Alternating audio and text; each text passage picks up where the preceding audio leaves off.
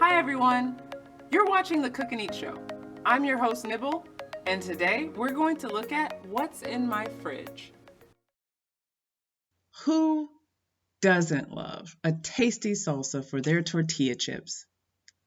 I love making salsa, and I especially like demolishing it by myself. I got really lucky and remembered to buy all the things at the store to make my not yet famous black bean corn salsa. For starters, I exclusively use serrano peppers because heartburn is real. You can really use any peppers you like to make it more spicy or mild. I like using purple onions and two types of tomatoes, Roma and whatever the standard boring vine tomatoes are called. I use a whole can of beans and some corn, in this case, frozen, cilantro. I've been keeping this baby alive somehow in my fridge. Salsa calls for salt and garlic, of course. I also like to use chipotle powder, black pepper, and chili powder. It adds to the kick. What's not pictured here is lime juice. Limes are a must, and somehow I totally forgot to add it until later, but never mind that. Let's get cooking. I like simmering the beans and corn together for as long as possible to get the beans to the right texture. Then I add in the chipotle and chili powder, the black pepper, and a little garlic, and just a little bit of salt, since we'll be salting the tomatoes and salsa later on. This smells so good. Salsa is such a quick and easy thing to make. Plus, you don't have to warm it up or worry about the flavor changing as it sits in the fridge. I actually find that the taste continues to improve over time since all those flavors are marinating together. It's also a nice way to add in more raw foods into your diet. I don't know what vitamin K does, but it's in the tomato, along with vitamin C, potassium, fiber, and other stuff. Tomatoes are great for your heart and your blood. I don't know about you all, but I plan on living forever. I think the best way to do that is keeping my heart healthy. Also, note this is a lot of slicing, so if you like less chunky salsa and you have a food processor, call it a day and keep the cooking simple. Fun fact, onions and garlic are natural immune boosters. And I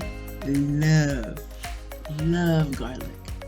I also love a salsa with a nice kick to it. Nothing crazy, which is why I use serranos. They're not crazy spicy, so I include the heart of the peppers. And you know what they say, the heart is where the heat is. I have a confession.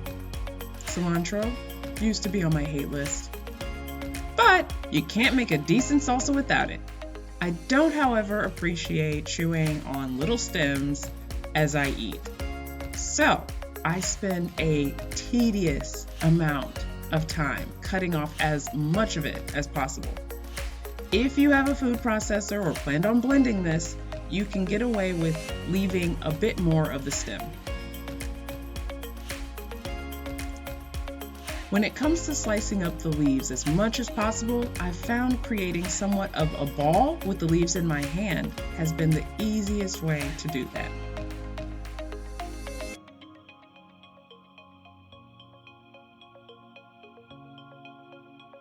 I really like to get this small. The seasoning is one of my favorite parts because this is where you can really customize the salsa. I've made this often enough to get a feel for how much salt and garlic to start off with. Then I add in more little by little as I go, tasting it, seeing what works. And honestly, I don't always get it right.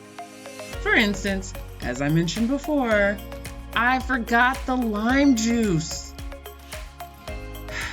Feel free to argue with me because you'll be wrong. More than cilantro, lime juice is key. I usually add the lime juice to the tomatoes while I prepare the other ingredients.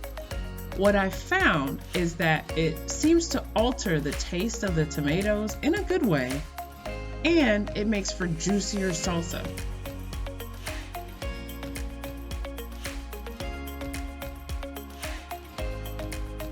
This is really looking good, guys.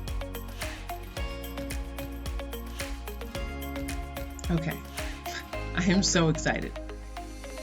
This came out to be quite a lot of salsa, which is fine if you plan on enjoying it right away. However, I like to refrigerate it overnight so that it's cold and the flavors have had time to come together. All right, moment of truth. And overall, this salsa, it was amazing! Amazing. Well, I hope you guys enjoyed that as much as I enjoyed putting it together. Thanks for watching. Till next time, keep eating.